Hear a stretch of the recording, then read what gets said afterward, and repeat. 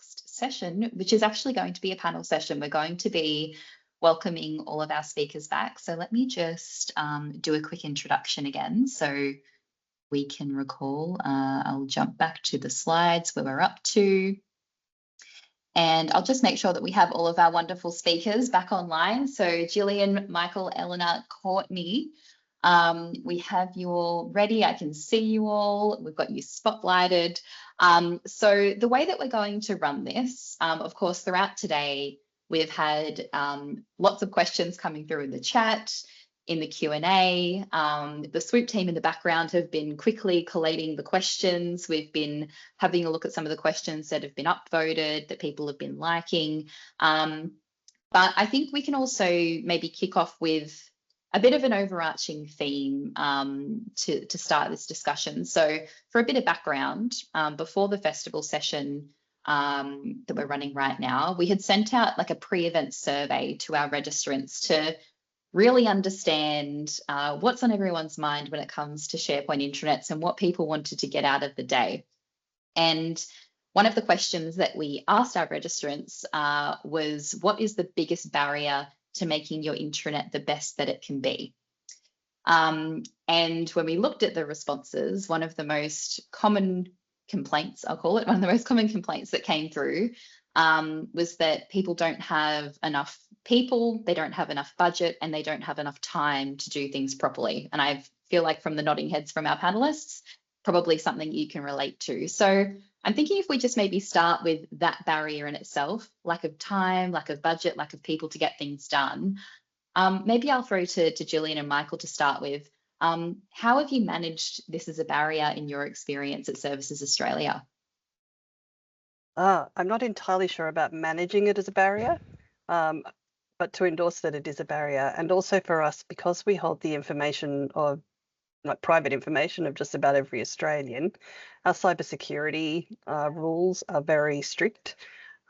We also are not the SharePoint administrators, so we don't have that level of administration access to SharePoint. And because of the various cyber rulings and so on in the organisation, we don't have some of the add-ons that would help us make the intranet better. So technically, we're a little hand-tied by the by what's just available out of the box. And then we also have a quite small team. So other than Michael, there's 4 other people, and they're managing a very big network and a lot of pages. So yeah, it's tight, but we just do it.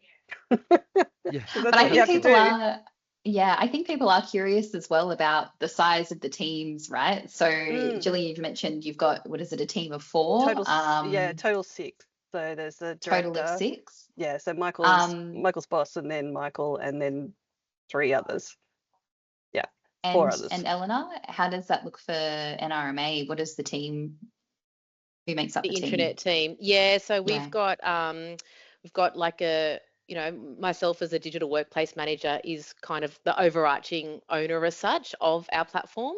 And then we also run things up to Steco, which is sort of my boss and then her boss. And we've got a tech counterpart. So if we're making any drastic improvements, it's about, you know, selling in that, you know, putting a bit of a one-pager together to help explain what we're trying to achieve, what's a problem, you know, what's a problem we're trying to solve for, and, you know, getting endorsement from that with any kind of major changes. But, you know, it's just really for us, it's working closely with our comms partners who are also heavily accountable for the content, especially our news component, and then our content owner community for pages. That's kind of our setup, and then our admin in tech, a critical part for our team as well. But yeah, it's not big at all. No. And Courtney, how does this look for Australian Super? We have about 5 in our sort of internal comms team. And in terms of making decisions about our intranet, we pretty much have free reign to do that, but also, you know, depending on our tech teams, if we need, you know, more of that technical support. I guess in terms of, you know, having those barriers to, I guess, improving an intranet, I think it can sometimes, you kind of just have to focus on the quick wins and the little things that the team can do. Yeah. Awesome. Okay. Thanks everyone for just kind of maybe setting the scene a little bit with what your teams look like. That might kind of lead us into some of the more specific questions that came up through some of the presentations. I think also some of the themes that came through in our pre-event survey line up quite nicely with some of the sentiment that's come through in the chat and the Q&A as well. So in terms of some of the other barriers that came up as a part of the survey too, that I'll just quickly flag. Poor governance and content management, low user awareness and adoption, technical limitations and complexity, competing priorities and lack of buy-in, which I think has probably come up quite a lot. Now, if I refer back to some of the questions, now some of these might seem like quite specific because they would have popped up at certain parts throughout the presentation. So if you need to just have a bit of a think about what this might be referring to, please do take your time. I might just start with the Services Australia team. So we had a question come in, what feature allows staff to add their own links? Oh, okay. So this is, I would say, would be in reference to the My Toolkit. So again, this is a customized feature that our technical team created to permit staff to be able to add their own favorites. So on the current intranet homepage, there's a feature that allows staff across the agency to add their own links, and they can add as many as they want, almost like your web browser favorites. But these essentially bolt onto the homepage of the intranet. So for them, all they need to do is when they open the intranet and they've selected a series of links, they would have already added those. They can take them away, move them around how they prefer to see them, whether it's alphabetically, and that's how they go ahead and add those links. We found across particularly our service delivery staff that they use it very, very heavily. They've got loads and loads of their own links already set up. And that's, for them, is what helps them do their job every day. Within other more enabling teams, some use it less, others a little bit more frequently. So it is a customized feature that we created. In regards to the new My Toolkit, again, that is another new separate customized I suppose favorites as well, where those toolkit links are already pre-populated. So we've gone through and spoken with all the various business areas to find out what the primary links that they use within their roles and business areas are, and included them within this toolkit repository. And they're set up in a way where they're categorized, and they can go through via these categories and say, okay, I believe I belong within this organizational group. These links relate to me, and I can go through and very quickly and easily see, oh, these links are relevant to my role, and they just quickly click, click, click, click, click, select what they need, and they all appear on their homepage as well. And that's separate to the favorites. So the favorites allows them not only just to add their own links within the intranet and other SharePoint sites, but also external links that they may use as part of their role too. Awesome. Thanks for that, Michael. And maybe just something quite practical as well. How did you go about getting a test group together, and how did you go about collecting ongoing feedback? Okay, again, we put a call out to our service delivery business areas. So we wanted to ensure that we cast a very broad net as far as the various cohorts of staff that we incorporated into our focus groups. So we included a group from our existing distributed publisher list, which they belong to various business areas across the agency, but we very heavily focused on our service delivery staff, which work across all the various programs that we have, whether it's Centrelink, Medicare, and also not only just front of house, which we call staff, which are there that directly service our customers, but also our telephony staff, those that are on the phones, constantly dealing with customers on the go, using their resources on the fly. So we're able to tap in and into those business areas and create a partnership, an alliance with them to be able to identify, and they identified stuff for us to feature in our focus groups. And not only our focus groups, we also ran one-to-one testing usability sessions as well. So we ran groups and also one-to-one, where we got individuals to test the features, actually get them to say, all right, use the toolkit. How are you going to use it? How well does it work for you? Did you find it easy? Did it not meet your needs? What are the links you use every day? Can you find them? Can we make you find what you need? So that's how we engaged. And further to that, and finally, we also engaged staff from neurodiversity backgrounds as well, and staff with disability, to see how they were able to use our concepts using various accessibility and assistive technologies and tools as well. Fantastic. Thank you for that, Michael. And I guess speaking of kind of getting people to use the tools as well, Elena, now, of course, at the NRMA, you have a very large proportion of frontline workers that you are working with and trying to get engaged with the platforms. How did you manage the challenge of getting frontline workers to access and use the intranet? I know that's a big question. Good question. How did you approach that? Yeah, look, our roadside, it's really interesting, because initially there was a lot of feedback that, our patrol workforce would be a little bit, it would be challenging to get our patrol workforce to use this technology, but because of their demographic, but surprisingly, they're the highest users of our intranet. There's a lot of stuff on. We've got a section for them called Patrols at Work, which is where they can see their shifts, and so they need it to do their job. I think it's we're still working through other parts of the business as part of our creating that unified interface. At the moment, there's a lot that is still working in their own SharePoint environments.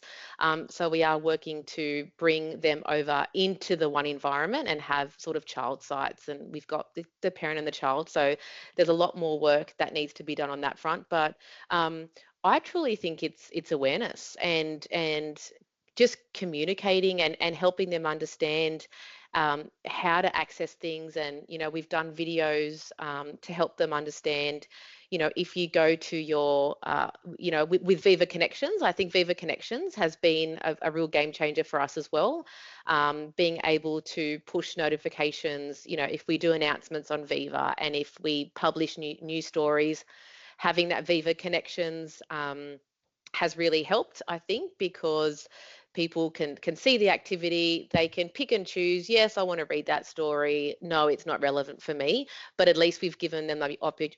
We know people are working in teams every day. They're in that environment already. So how, I think it's really it's really benefited us to have that Viva Connections set up, so that people can get that instant notification while working in their team's environment.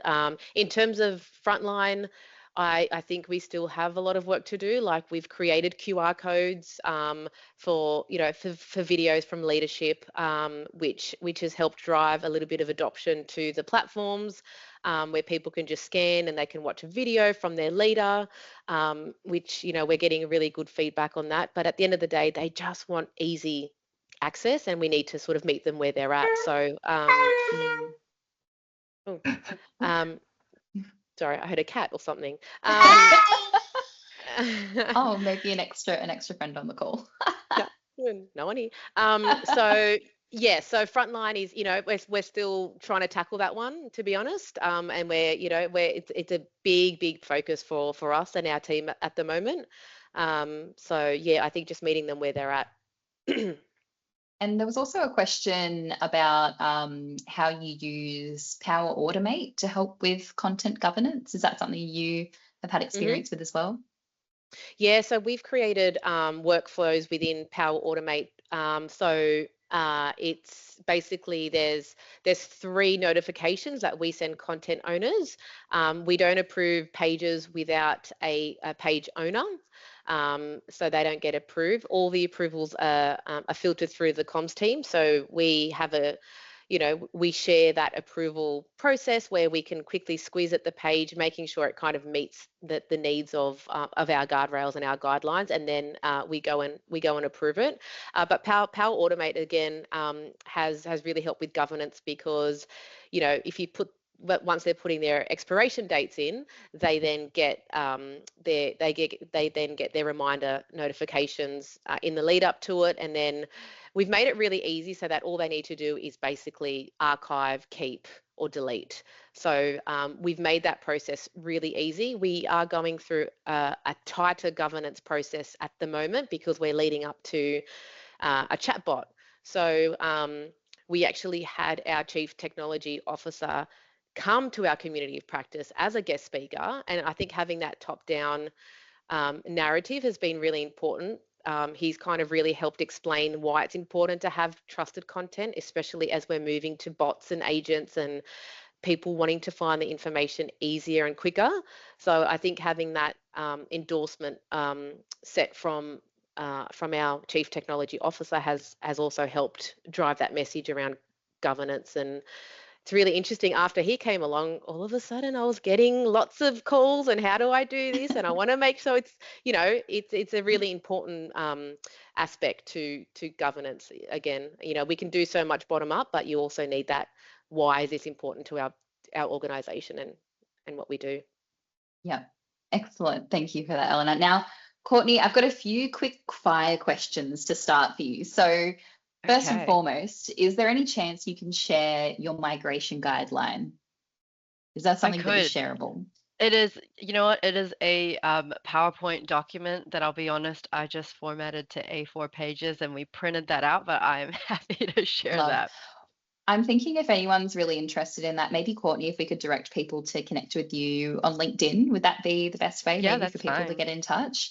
And then how many pages, can you remind us again, how many pages were migrated as a part of the manual migration?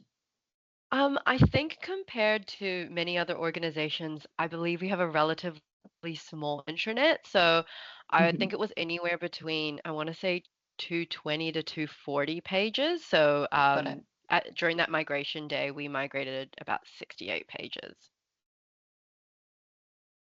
It's still a huge task, and thank goodness we had Taylor Swift there to help us get through the process, right? And now into maybe some more of the practical parts of this. So there's a comment here: teaming up for the launch and training everyone is a great tip. How do you maintain the knowledge going forward with content owners changing roles or changing companies? How is this managed ongoing?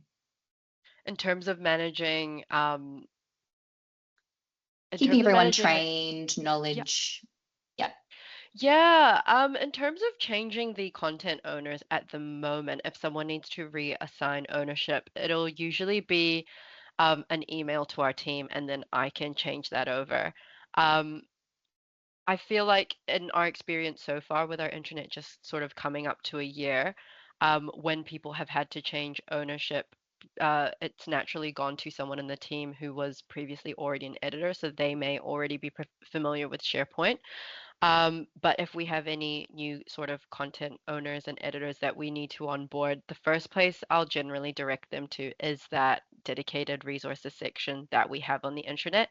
It does explain, what each of those roles of content owner, delegate, and editor, what each of those roles are responsible for, as well as sort of the basics of SharePoint training or how to make changes to their pages.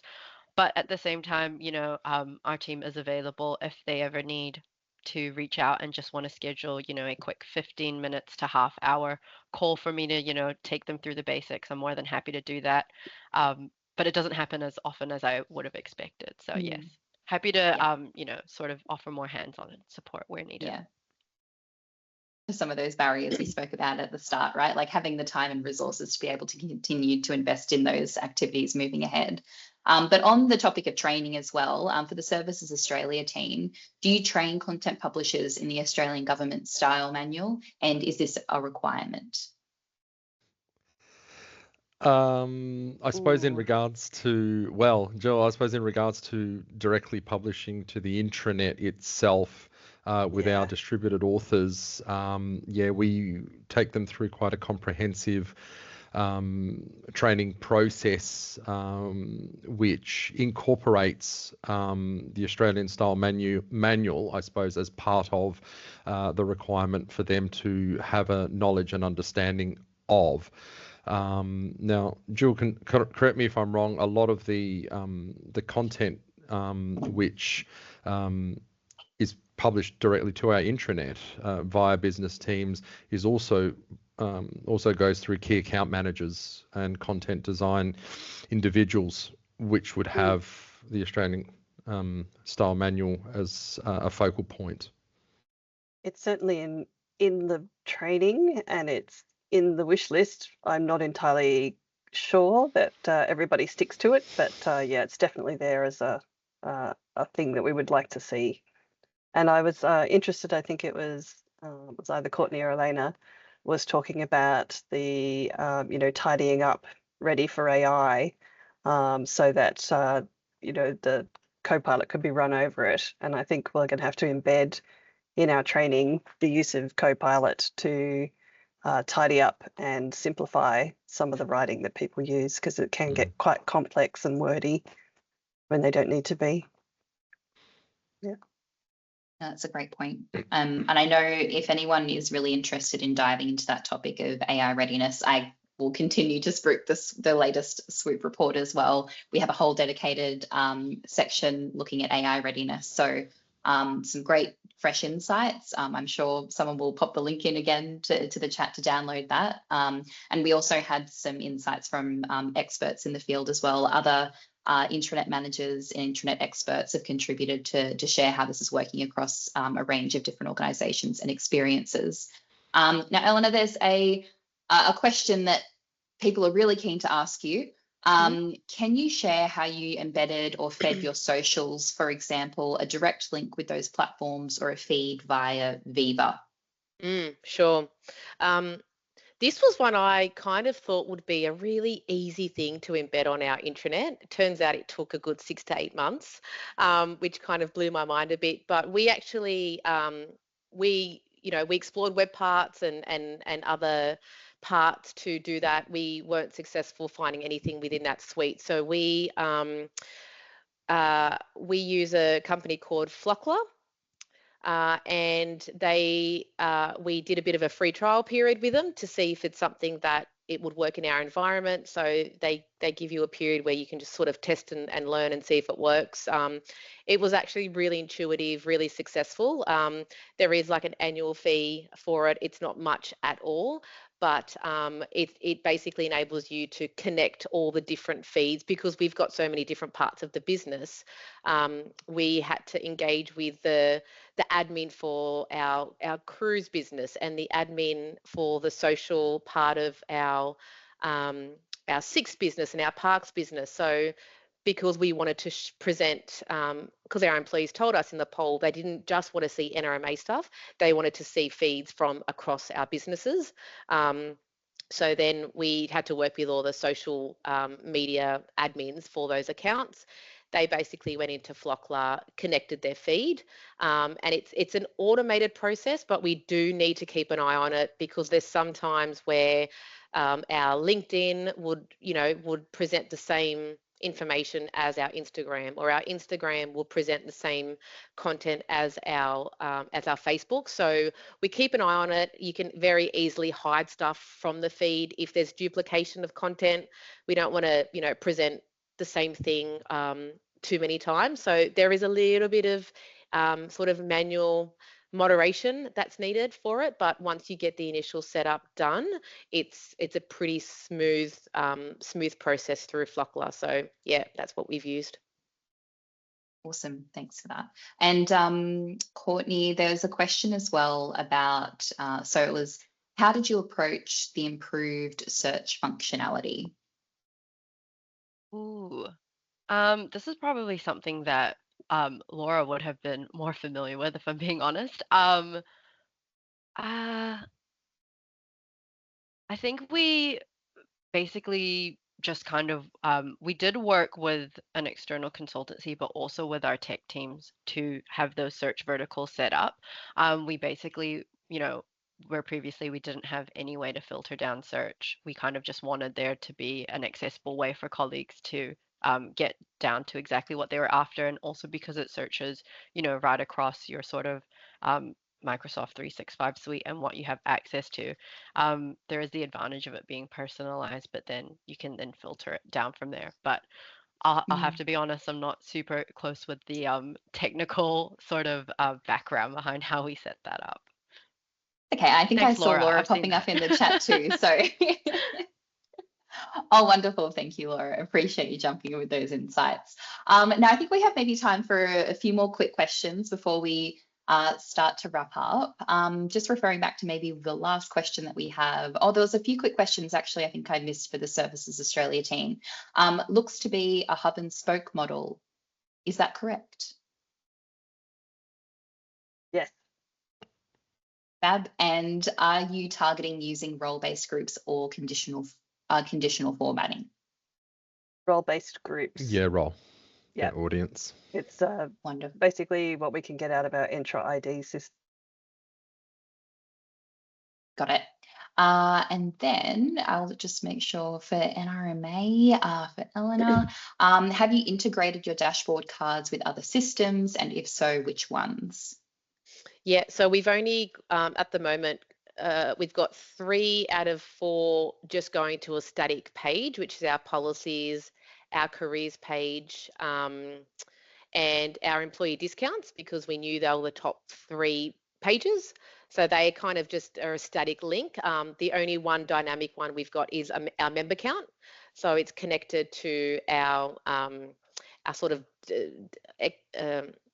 kind of like the hub where we house our membership information, and we basically pull that member number. So that's dynamic and that's updated every month. But we would like to explore more around dashboard cards. I don't believe, we would love to be able to integrate with our HR and payroll system to be able to show people how much, leave they've got left, or even our reward and recognition program, how much dollars they've got in their account that they can spend. So we'd love to do more of that integration. So that's on the pipeline. But at the moment, we've just got the one dynamic. And just another quick one too, were banners custom created or using images from the 365 photo gallery, or both? Our banners are custom created within Canva, so we can, it gives us more flexibility to kind of pick and choose. Sometimes we use GIFs to make them move a little bit nicely, just to make them a little bit more engaging, and it sort of gives us the ability to choose the imagery and create what we want. But we always do link a banner to either a news story or a page. They've always got a call to action. So yeah, we create them ourselves within Canva. Excellent. Thank you. That was my question. Oh, there you go. Oh, there we go. And no, I'm Michael, also you noticing. can't have Canva. I've noticed that as we've been talking as well, and as the panel has rolled along, there's been a few additional questions popping up in the Q&A as well. So for our speakers, if you do have just like an extra 5 minutes to stay on and maybe just pop a few extra insights, like Eleanor, I can see there's a bit of interest in the chatbot journey so far. So we might be able to link up a few people. But the last question I have to ask to you, Courtney, what was your favorite restaurant in Melbourne that shut down? Oh, you know what? It's called Henrietta. I know that there's one in Surrey Hills in Sydney. So it's like charcoal chicken. And I found out the day right before I was about to make a booking there. So Sydney, I'll have to come visit very soon. Okay, we'll have to get you to Sydney, Courtney. We'll have to go out to Henrietta. For sure. Wonderful. So I'll at this stage, I'll say a massive thank you again to our panelists for sharing all of those great insights.